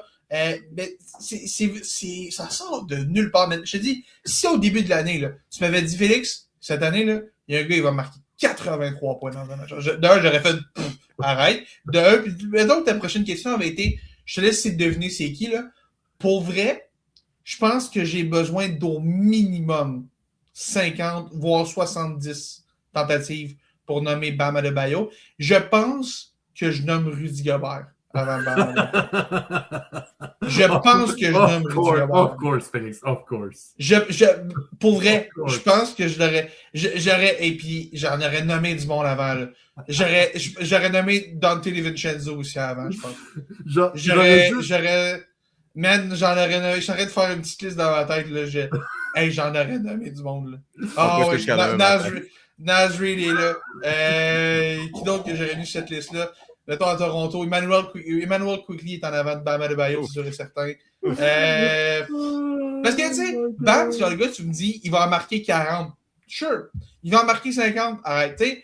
Bam va avoir des bonnes games. Bam, qui devient une supernova offensive, aucune chance. Ce gars-là n'a pas vraiment de sac à outils offensif. Il n'y en a pas vraiment, là. Je te dis, c'est un gars, là, il marquait 18 points par game avant ça. Là, un beau matin, il s'est levé contre les Wizards parce que Tyler Hero était pas là. Mon gars est arrivé contre les Wizards, il a fait, tu sais quoi? J'en marquerai pas 30, j'en marquerai pas 40, j'en marquerai pas 50, j'en marquerai pas 60, j'en marquerai pas 70. Ah si, je vais en marquer 83. Non, c'est quoi ça, man? Moi, je peux juste imaginer la face de Mio qui ferait si Rudy Gobert faisait 83 points. Je pense que ce serait un show incroyable. C'est terminé. On tire la plug sur la triple menace. Je fais 1h30 straight. Je fais un show non pas Mio qui faisait solo. Je fais 1h30 juste sur ce match-là. Le joueur avec des bagues offensives qu'on n'a jamais vu dans l'histoire de la NBA qui arrive, là, il en marque 83 dans un. Puis, savez-vous c'est quoi le pire dans tout ça? C'est que par rapport à ses pairs dans sa ligue, là, Bam Adebayo est même pas le meilleur joueur dans son propre couple. Ah man, c'est vrai. C'est vrai. C'est vrai. Hey, moi j'ai Joe Wilson aujourd'hui, là. Hey, les bébés. Après les le sentiment de bébés- fierté de voir mon chum faire 83 points, j'en fais tabarnak, c'est bien sur le temps, ça. Les bébés D1 vont être incroyables. Dans 20 ans, là. Ma théorie, quand j'ai vu le box score de ce match-là, quand j'ai vu qu'il était rendu à comme 70, quand j'ai pris conscience que Bam était en train de faire quelque chose, là, j'ai fait oh wow! Joe Wilson avait mis le jersey de Bam et il est allé jouer ce soir. Ça a vraiment été. Parce que sérieusement, okay, tu me demandes ce que j'aurais dit qu'il fait 83 avant. Je nommais Joe Wilson avant Bam Adebayo. J'aurais nommé Joe Wilson avant Bam Adebayo. Voyons. Bam Adebayo. Mon gars est rendu là. Mon gars est rendu là dans sa démarche. Mais quand même, je vais le dire, je vais faire l'apologie du diable. 43 lancers francs, c'est absurde. C'est cave. C'est cave, mais... Ce qui est d'ailleurs un record aussi. Puis, oui, mais quelle surprise! Puis je pense que c'est même pas proche. Genre, je pense que le deuxième en a comme 6 ou 7 de moins que Bam Adebayo dans un match. Là. Oh, puis, je veux juste dire, OK, aussi, ce qui est malade, là, c'est que sur les 43 lancers francs de Bam Adebayo, ça fait de la faute en esti 43 quand vous y pensez. Il n'y a aucun gars des Wizards qui a eu 6 fautes. Ils ont réussi à tous se splitter ça à la gang. Il y en a une coupe à 5. Il n'y a personne qui en a eu 6 et qui s'est fait sortir du match. Hey, pour vrai, c'est un sacré effort des Wizards aussi, là. Puis, dernière chose que je veux dire sur ce match-là, c'est plate pour Alexar parce que le gars est un deuxième choix au total. Ça fait, il est pourri depuis qu'il est arrivé. Il y a un bon match, mais c'est le match où Adebayo, il a rendu 83. Fait que tout le monde s'entorche de son bon match. Il y a tout le monde s'entorche, là. C'est terrible. On se souvient de lui comme étant le gars qui a essayé de couvrir Adebayo une couple de fois. Hey, on va se considérer comme ça qu'on se souvient de Jalen Rose aussi. C'est pas très flatteur. Honnêtement, là, on est le 15 mars aujourd'hui. Là. On a 2 mois et demi de fait pour 2026. Il nous reste 9 mois et demi durant la fin de l'année. Pour moi, c'est l'événement de l'année. Là. T'sais, pour vrai, là, tu ne pourras pas me faire convaincre qu'il y aura de quoi de plus spectaculaire et cave que Bam Adebayo qui fait 83 points. Là. Ah, ouais, ça va être tough à battre. Ça va être. Ben, dans cette soirée-là, il y en a eu à peu près 3 en même temps. Il y en a un qui est beaucoup plus mineur, c'est Cole Caulfield sur le banc qui a pogné une petite gastro pendant la game. Là. Puis il y en a une autre affaire, on va reparler. Ben, c'est le soir que l'Italie a gagné contre les États-Unis au baseball. C'est vrai, 4. Il y a 4 affaires folles qui sont pas cette soirée-là. Il y en a une autre, on va en parler plus tard. C'était le mardi soir, là, je savais la tempête de verglas du lendemain, là, le chaos, man. Le chaos de cette soirée-là. C'était incroyable. Mais je fais juste penser aux fans de la NBA qui sont vraiment tellement pissed et tellement salty que Kobe Bryant se fasse dépasser, là. Pour vrai, les réactions sur les médias sociaux après ça, là, j'étais comme guys, quand tout le monde dit que les fans de la NBA n'aiment pas le basketball, là. Oui, mais OK. Ça vient juste parce que le point que je veux faire rapidement, c'est dans ce genre de record-là, là, à partir d'un certain moment, là, je pense que c'est à partir de 70 points là, que c'est vraiment déraillé pour Bam Adebayo. Rendu à ce moment-là, tu es obligé de briser l'éthique du sport pour battre un record. Allez voir les coupures de journaux puis les témoignages sur le match de 100 points de Will Chamberlain. Là, c'est la même chose! C'est aussi gimmicky que Bam Adebayo. Là. C'était la même chose. C'était absolument la même chose. Kobe Bryant, ses 7 derniers points contre les Raptors de Toronto en 2006, c'est des lancers francs. Un moment donné, il y a un threshold à un moment donné, là. Faut que tu vendes un peu ton âme au diable pour battre ce genre de record-là. Et je me dis, pourquoi pas, rendu là. C'est qui va le faire? Shai Gilgeous-Alexander. Hey, pour vrai, si vous écoutez la version audio, allez voir la version vidéo, au moins juste de petit segment-là, parce que si vous n'êtes pas trop familier avec le basket, Mio vous mime c'est quoi un lancer franc. Si mettons vous comprenez pas trop comment ça marche ce sport-là, là, Mio est en train de vous faire une petite démonstration en ce moment. Pour elle, juste pour ça, le segment vidéo. On a perdu Mio, hein, je vous dis, on l'a complètement échappé. Là. Effectivement. Félix, dernière affirmation basket. Je vais te sortir de l'oignon parce que je pense que tu as sérieusement besoin d'aide. Vous souvenez-vous de la belle époque de cette saison-là, pendant une bonne partie de l'année où on s'est fait « Wow! Les Raptors sont bons! » Les Raptors... Hey, Les Raptors vont peut-être être dans le top 6 de l'Est. Les Raptors vont peut-être même se rapprocher du top 4. Wow! C'est cool, ça va bien pour les Raptors. Et bon, toute bonne chose a une fin. Les Raptors, ça commence à être beaucoup plus difficile depuis un petit moment. Bon, là, on vient de gagner 2 matchs de suite, mais de manière générale, c'est quand même une fiche de 4-6 à nos 10 derniers matchs. Et là, le Magic d'Orlando qui ne perd plus, en fait, a dépassé les Raptors. Et là, ça fait en sorte que les Raptors sont au 6e rang. On est à un demi-match de la 7e place et du play-in. On a le Heat de Miami derrière nous qui est quand même sur une belle séquence. Les 76ers qui vont coup-ci coup-ça, mais ça reste pas une vilaine équipe. On a les Hawks d'Atlanta qui sont littéralement devenus des dieux depuis 9 matchs. Je ne sais pas ce qui se passe, cette équipe-là ne sait pas comment perdre un match. Et on a les Hornets de Charlotte, on en parlait, qui est une jeune équipe extrêmement intéressante, surtout avec Conk Newport, qui est vraiment en train d'émerger comme un vrai joueur de la NBA. En assumant que les Raptors se retrouvent dans le play-in, et ça semble être le scénario probable dans l'optique où tu as autant de bonnes équipes derrière eux, il y en a au moins une qui risque de les passer, considérant la forme actuelle des Raptors et celle des autres équipes. Est-ce qu'on croit vraiment aux chances des Raptors de sortir d'un play-in dans lequel on a des équipes qui sont aussi en feu que ça? T'sais, imaginons que les Raptors se retrouvent à jouer un match contre les Hawks en ce moment. Est-ce que vous pensez sincèrement que les Raptors vont sortir les Hawks, considérant la forme récente des deux équipes? C'est un match. Ouais. C'est un match. Un match. Oui, mais après ça, en tout cas, peu importe où ils vont se placer, peut-être un autre, mais c'est quoi contre les Hornets et les 76ers, je le crois pas.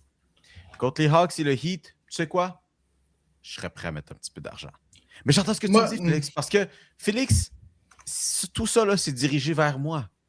C'est dirigé vers parce que j'étais très confiant en ce début de saison. En fait, en ce début de saison. La saison a commencé, personne ne s'attendait réellement. Tu sais, je pense que quand même, quelqu'un qui est dans le coma depuis 1 an, puis nous entend parler en ce moment, tu sais quoi, c'est un luxe que de pouvoir parler des Raptors qui tombent dans le play-in considérant les attentes. Toutefois, ils étaient au sommet du classement. C'était supposé être l'année de repos au sommet de l'Est. Les Cavaliers qui, bon, finalement, l'échappent un peu. Le Magic l'échappe quand même.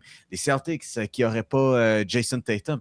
Finalement, c'est la même chose qu'on a vu dans les années passées, sauf que les 76ers sont encore plus pourris. Et les Pistons ont décidé de devenir la meilleure machine de basketball au monde. Les Raptors de Toronto, il y a un problème de constance, puis on le voit souvent, là, c'est les maudits sets offensifs là, qui ne sont pas capables. Darko Jarakovic, il y a une raison pourquoi, puis je vais me contredire sur des trucs que j'ai dit sur ce pod il y a quelques mois, mais il y a une raison pourquoi les coachs européens ont de la difficulté à percer dans la NBA et c'est justement les schémas offensifs qu'ils apportent, ça se traduit jamais bien en NBA et avec le style de jeu de la NBA. Et ça a bien fonctionné pour les Raptors pendant une quinzaine de matchs. Mais après ça, c'était marquons plus de points, tentons de survivre. Ou peut-être que Brandon Ingram va aller chercher un panier en fin de match. Ou peut-être que Scottie Barnes, qui d'ailleurs est en train de jouer sa meilleure saison en carrière, doit sauver tout le monde. J'ai déjà hâte à l'année où Scottie Barnes va être l'option numéro 1 d'une équipe de championnat.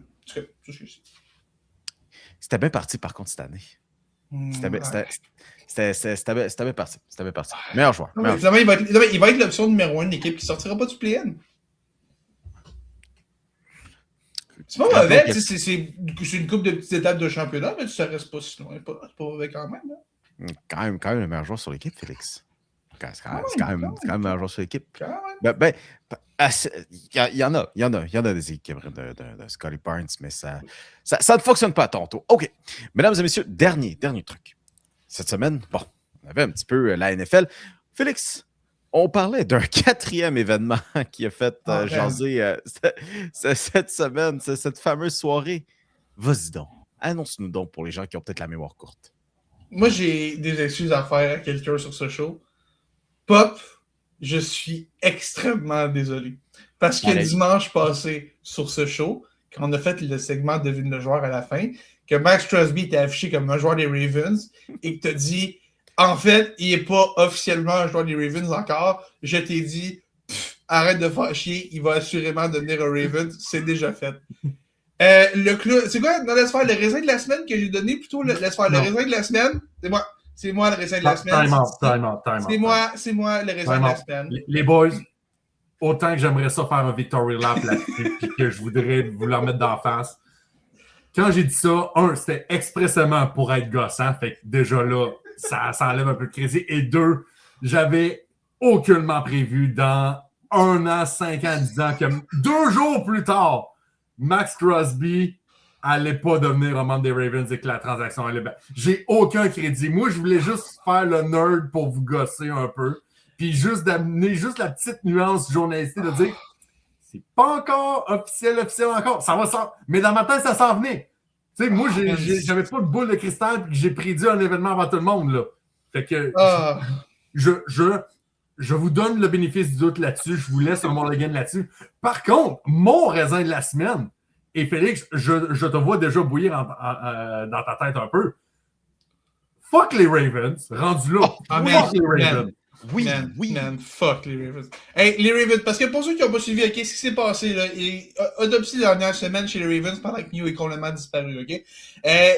Chez les Ravens, je regardais si j'avais une truc des Steelers qui traînait ici. Les Ravens avaient un échange en place pour obtenir Max Crosby contre 2 choix de première ronde, OK? Et là, la veille de l'ouverture officielle du marché des joueurs autonomes, c'est mardi soir qu'on apprend ça pendant que Cole Caulfield est seulement en grande douleur abdominale et que Bam Adebayo est en train de marquer 83 fucking points et que l'Italie est en train de battre les États-Unis au baseball. Là, belle petite soirée tranquille dans le monde du sport. Il y en a qui se sont couchés ce soir-là en se disant « Waouh, il fera pas beau demain », puis ont été tristes toute la soirée. Nous autres, les fans de sport, on a été gâtés, peu importe c'est lequel de des 4 de notre sport préféré. Bref, il y avait un échange en place. Les Ravens sortent de l'échange parce que Max Crosby n'aurait pas passé son test physique. Et là, comble du hasard, le lendemain, on apprend qu'au final, un deal est signé pour Trey Hendrickson. Wow! Exactement le genre de joueur qui va remplir le rôle que Max Crosby aurait occupé. Mais quelle est la différence? En Hendrickson, il nous coûte pas 2 choix de première ronde, puis on va enfin pouvoir aller chercher un vrai receveur numéro 1 pour Lamar Jackson. Wow! C'est magique comme situation. Fait que là, c'était une des 31 autres équipes de la NFL que les Ravens, OK? Est-ce que tu as vraiment envie d'appeler les Ravens? Hey, gars, on va faire un échange, tu sais. Je vois que vous êtes des partenaires extrêmement trustables.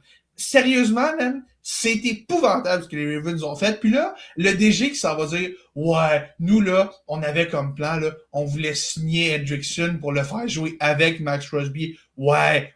Je suis sûr que toi, là, ton plan de génie, là, c'était de signer 2 edge rushers, OK, là, deux chasseurs de corps, là, leur offrir un grand total de 75 millions à 2 quand les 2 reviennent d'opérations qui ont scrappé leur saison. Les 2 gars sont en fin de carrière. Toi, là, ton plan de génie, tu vas me faire croire là, que c'était de donner 75 millions de dollars par saison à ces 2 gars-là qui, aussi talentueux soient-ils, ont énormément de points d'interrogation, puis que c'est vraiment un pur hasard que quelques heures après que la transaction Crosby soit tombée à l'eau, Hendrickson s'en vient à Baltimore. Sérieusement, là, laisse-moi tranquille, c'est n'importe quoi.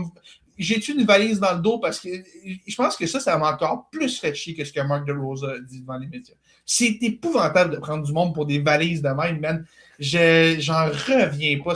Il est allé publiquement, il s'est regardé dans le miroir, il a fait « Ouais, vas-y, ils vont gober ça, je suis sûr et certain. » Niaise-moi, man, c'est quoi ça? C'est n'importe quoi. Les Ravens, vous êtes des maudits tout croches. Je vous déteste passionnément. C'est n'importe quoi de faire ça. Puis là, bonne nouvelle au moins pour les fans des Raiders. Max Crosby qui semble vouloir être de retour, mais hey, t'imagines-tu quand même tous ces impacts-là que ça a eu, le nombre d'équipes qui sont allées vers des plans B et tout, puis qui n'ont pas regardé Crosby parce qu'ils pensaient que ça allait à Baltimore? Hey, les Cowboys, là, qui ont payé pour aller chez Rashawn Gary, si tu leur dis que Max Crosby est disponible finalement, tu penses-tu que Rashawn Gary ne prenne pas cette option-là puis il acquise par la fenêtre au vidange? C'est sûr et certain qu'ils font ça, man. Max Crosby aux Ravens, ça a tout changé. Ça a fait en sorte que les Raiders se sont mis à dépenser comme s'il n'y avait pas de lendemain. On a donné 27 millions de dollars par année à un centre quand le deuxième plus haut pays de la Ligue gagne 18 millions par année. Un ancien Raven, d'ailleurs, le centre en question. Vraiment, ça aurait pu tout changer la saison morte, cette transaction avortée-là. Puis les Ravens, vous êtes des maudits tout croches. C'est dégueulasse de faire ça. Et j'espère que vous ne serez pas capable de compléter une seule transaction pour les 20 prochaines années parce que c'est dégueulasse de faire ça à notre équipe. Voilà. Tu l'as eu en montée de la Félix. Ah, ça a fait du bien. J'avais ça sur le cœur depuis mardi soir, man. C'est du trauma dumping, ça. Ah, ils volent les légendes des Titans depuis 20 ans. OK? Fait qu'à un moment donné, les Ravens, c'est personne. Je crois même pas avoir vécu autant de trauma de la part des Ravens parce que les Steelers gagnent toujours contre les Ravens. Fait que... Oui, toujours de manière extrêmement logique, comme genre un botté manqué de 30 verges en fin de saison pour te rendre en série. Des matchs toujours complètement logiques en plus, ces victoires-là. Là. D'ailleurs, j'ai une vidéo qui existe dans mon téléphone de moi qui envoie une vidéo à ma blonde en réaction qui dit bah, c'est terminé la saison. Et à l'année prochaine. Et puis là, le vidéo suivant que j'envoie, c'est ma réaction honnête. Spike! c'est même pas un psych, c'est vraiment ma réaction honnête. Bref. Hey, Pop, d'ailleurs, dans toute cette semaine, les Vikings qui ont pour une 3e année consécutive un nouveau corps arrière. En fait, j'ai même 4 années consécutives, un nouveau corps arrière numéro 1. Ben écoute, puis pour une 3e année consécutive, il va y avoir un nouveau corps. Ben en fait, non, laisse-moi finir ma phrase. Pour une 3e année consécutive, ils ramènent un nouveau corps arrière alors qu'ils ont JJ McCarthy. Je fais juste dire ça. Mais honnêtement, là, Félix, je comprends tout ton dédain face au move des Ravens de ne pas amener Max Crosby puis de faker tout ça. Moi, je vais aller dans l'autre aspect du positivisme et je vais saluer la signature de Kyler Murray pour les Vikings du Minnesota. Honnêtement, Tyler Linderbaum enlève le côté argent. Là, pour moi, c'était pas mal mon mot préféré dans toute la NFL. Oublie l'argent. Là. Tu sais, je comprends que c'est overpay et tout ça. Là. Mais le fait d'avoir amené Tyler Linderbaum pour protéger potentiellement Fernando Mendoza pour son année recrue, j'avais beaucoup aimé ce move-là. Mais là, Minnesota qui ramène Kyler Murray. Et là, je me dis, hey, on a peut-être le prochain Sam Darnold. Puis, pas juste ça un peu, là. Minnesota, là, honnêtement, là, si c'était pas le JJ McCarthy, là, on fait les playoffs, là. Tu sais, puis, même que j'aurais dit, on menace peut-être cette division-là. Je comprends que personne n'a vraiment parlé de Minnesota la saison passée parce que on avait Chicago, on avait Green Bay, on avait Détroit. Et quand même, la défensive a été ravagée quand même, pas pire. Et la défensive a été ravagée, mais cette équipe-là finit dernière de sa division à 9-8 en finissant la saison avec 5 victoires consécutives. Dans un match, qui a impliqué JJ McCarthy, mais il ne faut pas oublier le match weird en fin de saison où Max Brosnan était le corps arrière contre les Lions de Détroit. Honnêtement, j'ai pas envie de dire early prediction que les Vikings vont gagner la prochaine division. Mais honnêtement, tu rajoutes Kyler Murray. Venez pas me dire que c'est un gros upgrade par rapport à JJ McCarthy, là. Je suis curieux parce que la dernière fois qu'on a vu Kyler Murray, c'était pas facile. Hein? C'était pas facile, mais il y a quand même l'effet Kevin O'Connell qu'on sait qu'il a de relancer des carrières de carrière. Puis, je pense que ça a été un gros facteur dans la décision de Kyler de signer au Minnesota plus qu'ailleurs. Même si, Kyler, pour moi, c'était Minnesota ou les Rams parce que Cliff Kingsbury était là, puis il y a quand même l'opportunité de numéro 2. Je trouvais que Richardson était un meilleur fit avec les Rams. Et je suis content aussi pour les Vikings. Ça, tu vois, pour les Vikings, moi, ce que j'aime le plus de tout ça, c'est qu'avec Kyler Murray, on n'ira probablement pas chercher Anthony Richardson. Puis Richardson, c'est la dernière affaire dont il y avait besoin. J'en ai déjà parlé sur ce show-là.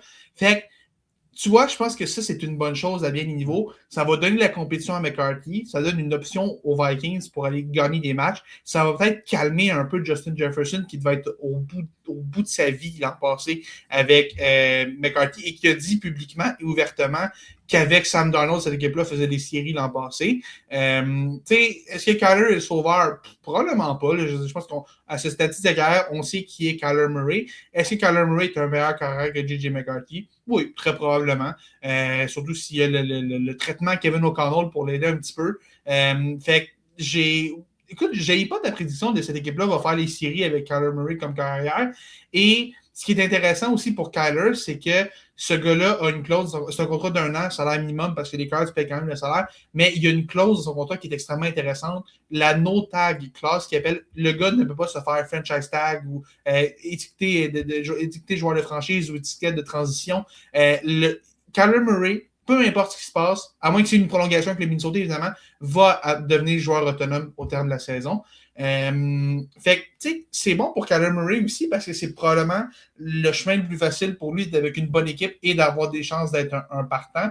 Il va se placer en bonne position pour faire une belle passe de cash l'hiver prochain, le printemps prochain sur le marché de l'autonomie.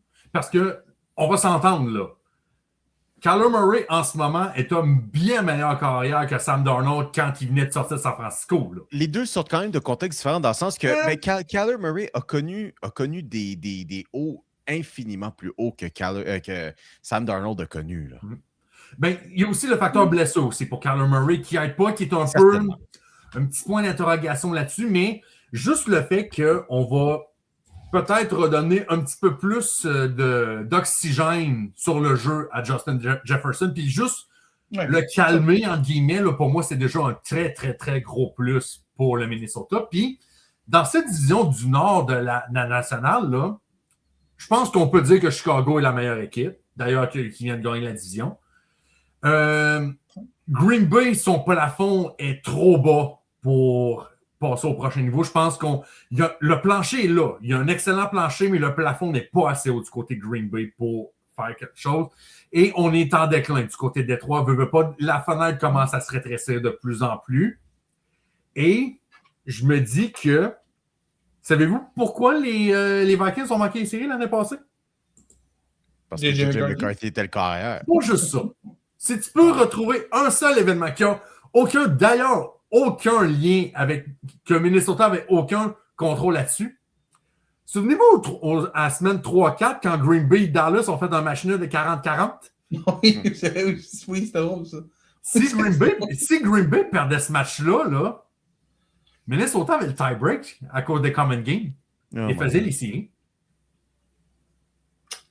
La seule raison pourquoi Green Bay était devant eux dans la division, c'est qu'on a fait un match nul contre les Cowboys de Dallas. Ouais. Tu sais quoi? Moi, t'as donné, Pop. Comment ça se fait tard? On est en fin d'émission. C'est ce que c'est. Moi, tu sais quoi? Je veux juste donner mon petite affaire, petite 30 secondes, vite, avant qu'on wrap up ça. Là. Les 49ers, là. Ça fait longtemps. Moi, je l'ai dit en début de saison l'année passée. C'est fini. Arrêtez. Profitez de la valeur que les joueurs ont encore. Et on ne battra jamais les allégations de la maison de retraite. Un running back de 30 ans. La date de péremption des porteurs de ballon. Avec... c'est qui? Pouvez-vous me nommer les receveurs à San Francisco, soit dit en passant? Ben, il y en a un nouveau. Il y en a un nouveau. Il y en a un nouveau qui, selon lui, est la pièce manquante, OK? Selon lui, San Francisco était à une pièce d'être une équipe compétitive. Rappel, pour ceux qui ont oublié, OK? Le dernier match que les 49ers ont disputé la saison dernière, c'était contre les Seahawks en série. C'est contre eux qu'on s'est fait éliminer. On a perdu 41-6. Mais selon Mike Evans, là, qui est la nouvelle prise, là, on était à un morceau. Là. Cette défaite-là de 35 points, là, on était à un morceau, on était à un receveur là. Okay, mis à part Mike Evans, effectivement. Mais avec Brock Purdy, ça vaut ce que ça vaut. Trent Williams en avant qui approche la quarantaine aussi. Mike Evans aussi qui est dans ce même groupe-là. Tu n'iras pas me convaincre. Puis Mike Evans, d'ailleurs, qui sait, il y a un contrat, pas de 1, pas de 2, de 3 ans. Honnêtement, on s'est amusé cette semaine à dire combien d'années de son contrat il va faire. Est-ce qu'il en fait une? Est-ce qu'il en fait deux? Combien de semaines il va faire? Oh. Mais c'est vous, parce que Mike Evans est un gars plutôt en santé pour la majorité de sa carrière. L'an passé, il a eu des problèmes de blessure, mais ce gars-là était en santé pour une bonne partie de sa carrière. Et pour être vraiment sûr que ça finisse, il s'est dit « Hey, je vais aller à San Francisco. » Eux autres, ils ont une belle feuille de route pour garder les gars en santé. Ça va bien vieillir avec mon âge. Je vais tellement avoir du fun à San Francisco. Là. Eux, ils vont me garder en santé. Trent Williams, Christian McCaffrey, de Brock Purdy à Fred. Ça aurait été une équipe folle en 2022, ça, quand tu y penses. Imagine, imagine tout ce groupe-là en 2022, ça peut gagner un Super Bowl. Hey, ça aurait été fou, même. Ça aurait été la meilleure équipe des sports de la level, je pense. Ça aurait été fou qu'ils gagnent un Super Bowl, puis genre en 2020 aussi. C'est fou, man, imagine. C'est pas arrivé. Imagine, genre, il s'était rendu au Super Bowl. Tu sais, une fois que t'es rendu, tu peux aller. Imagine, genre, il y avait une avance au 4e quart. Il aurait clairement pas perdu. Eh ben. OK. Oh, misère. Félix Forget, c'est assez. C'est assez. Terminons. Terminons ça. Juste avant. On est vraiment, on est bien content à la maison aussi quand même là, que vous soyez sur notre Facebook. On approche du 1400. Vous êtes beaucoup de monde. Puis on vous aime beaucoup sur Facebook parce que vous nous aidez beaucoup avec le Perron d'Église, avec des belles réponses que vous nous donnez à chaque semaine. Donc, allez-y, les gens qui sont là, qui vous n'êtes pas abonnés à notre page Facebook, allez vous abonner. Cette semaine, à surveiller, les Canadiens de Montréal, on l'a mentionné, ils vont jouer contre les Bruins de Boston et les Red Wings de Détroit. En voulez-vous des matchs de 4 points? Drette là. Restez devant votre téléviseur, amenez votre popcorn ou votre snack de choix. Qu'est-ce que tu veux? Qu'est-ce que tu veux? On va peut-être surveiller David Renbacker qui a des bonnes chances de faire des Oui, Félix, on va surveiller David Renbacker. Merci. OK. Et samedi contre les Islanders. Bien sûr, ça fait qu'on surveille toujours la course des séries dans la LNH, mais surtout cette classique de baseball qui se termine d'ailleurs, cette finalité pendant que Pop et moi on y allait. Les umpires ont décidé que c'est eux qui allaient sceller l'issue du match. N'est-ce pas, Pop? On a l'ABS. Pourquoi ne pas l'amener au baseball international? Allez voir le dernier lancer du match de Mason Miller. Mais selon eux, c'était une prise et non pas une balle. Eux, selon Mark DeRosa, c'était une prise avant même qu'elle soit lancée. Fait. Vrai. Et voilà. Donc, bref, mesdames et messieurs, vous êtes rendus jusqu'à la fin de l'épisode. Félicitations. Allez vous abonner à soit la plateforme de votre choix. On a remarqué quand même que 10% des écoutes sur nos épisodes, c'est juste ce petit pourcentage-là qui nous suit.